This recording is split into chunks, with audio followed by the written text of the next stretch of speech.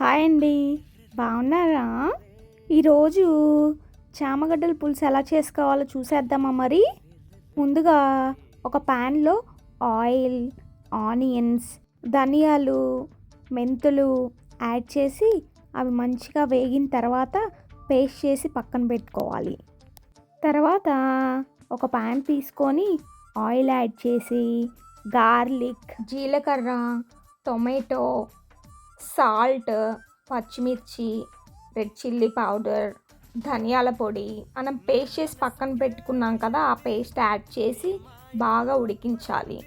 తర్వాత చింతపండు పులుసు, కొంచెం వాటర్ వేసి బాగా ఉడికించాలి. ఇప్పుడు బాయిల్ చేసి పక్కన పెట్టుకున్న చామగడ్డల్ని యాడ్ చేసుకోవాలి. లాస్ట్లో కొత్తిమీర యాడ్ చేస్తే అయిపోతుందండి. ఫస్ట్ ఈ కర్రీని హాస్టల్లో టేస్ట్ చేశానండి. అయ్యో బాబోయ్, ఎలా తింటారో బాబోయ్ అనిపించింది. చాలా ఇయర్స్ తర్వాత ఈ ప్రాసెస్లో ట్రై చేశానండి. చాలా బాగా వచ్చింది. అప్పటి నుంచి నా ఫేవరెట్ డిష్ అయిపోయిందండి. ఓకే, చలో మరి బాయ్.